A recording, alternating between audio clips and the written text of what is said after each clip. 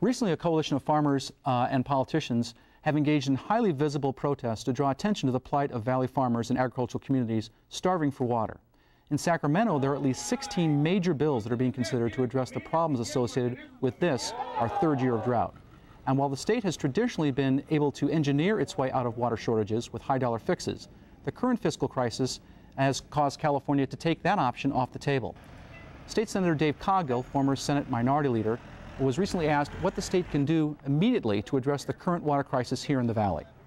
Well, I think there are some things that we can do that won't have immediate benefit, but should within a year or so. There's a couple of projects that, from what I understand, are shovel-ready that would allow us to move more water down the west side, close to 500,000 acre-feet, which I think would go a long way to alleviating some of the pain and suffering that's currently existing there. It's certainly not a long-term fix, but if we could move forward on a couple of projects, one's known as the Two Gates project, and the other is the South Delta Bypass project. From what I understand from the study that I've done and the discussions I've had with DWR and others, that if we were to construct these two projects, we could do a lot to alleviate the existing problem, rather, with the smelt. So again, I think that's something we need to be about, not only for the water situation that needs to be addressed immediately, but also from an economic development standpoint. Both of these projects total about $50 million in construction costs. Again, they're shovel-ready, as I understand it, so we could put people to work putting those projects in place, and I think would provide us with hopefully a little bit of a stopgap to get us to the next step, which is a comprehensive water system for the state of California. We put the same question to Senator Dean Flores, the Senate Majority Leader. Well, I think the first thing the state needs to do is recognize we have over 1 million acre-feet of storage available right now in the Central Valley. And while we begin to discuss above-ground storage dams, the reality is we have 1 million acre-feet available below ground. And so what the state needs to do is to find a way to fill those aquifers up while we're waiting for the long-term solution. And the short-term solution is very simple. That is to put as much water as we can in the ground and allow for trading to occur that will, in essence, ensure that the Central Valley continues to have a very stable and sustainable water supply, at least for the near future. Now, that is going to take us all the way there, but from short-term, I think that's the first thing we should be able and should be working on.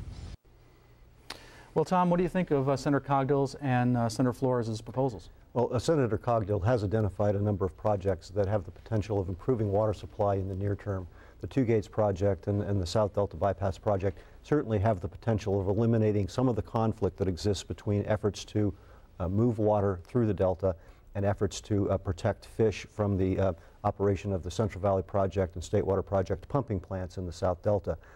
I'm not sure that groundwater storage is a near-term fix, as suggested by Senator Flores.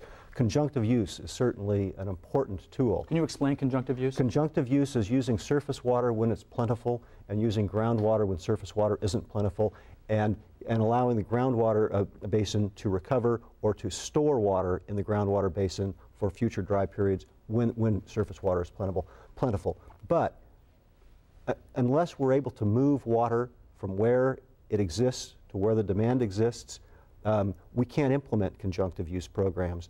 As a classic example, in 2003, we had a 75% allocation, yet in 2003 the Bureau of Reclamation ended up having to spill in excess of 2 million acre-feet of water out of Shasta Reservoir because they couldn't move it to the valley. It's a conveyance issue. It is a conveyance issue, and the solution, the long-term solution, is building a canal, relocating the intakes of the pumps so that the Sacramento River water that we're taking is not being conveyed through the channels in the Delta.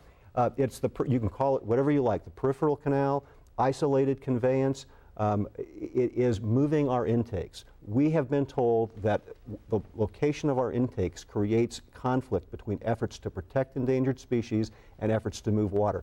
And so we are more than willing to pay for the cost to relocate our intakes, which is in excess of $4.5 billion. You commented earlier that the state doesn't have the finances right now to fix these problems, and that's probably true. But water agencies south of the Delta that receive water from both the Central Valley Project and the State Water Project have said, we will pay the costs associated with moving the intakes and constructing the infrastructure necessary to move that water around the Delta. I want to get Ron's take on this. What do you think of the Senator's proposals? Well, we've been working with Senator Cogdill for over 3 years trying to get a comprehensive plan together. And I appreciate Senator Flores' comments relative to groundwater, but I agree with Tom. We have to have storage and conveyance in order to make it work. If you can't move wet year supplies across the delta, you can't put it into the ground. And in the case in the Friant Division, as I mentioned earlier, we have a very small storage facility relative to our runoff. When it comes heavy. We have limited canals. They're 152 miles long. It is cheaper to build storage than it is to expand conveyance. If you can't get it there, groundwater takes time to percolate, and if you can't get it there in a timely fashion, it's going to be wasted flood water, which is what we've had in the past. We only have a couple of seconds left in this segment. Dave, any other solutions that you think should be quickly implemented? Well, I mean, immediately we're pulling a lot more water out of the ground, and we've got to make sure that we're not taking any excess out of that, because we don't have an ability to recharge it, as you've heard, and until we start to get that infrastructure built, we've got to manage what we've got and try to save it. Okay.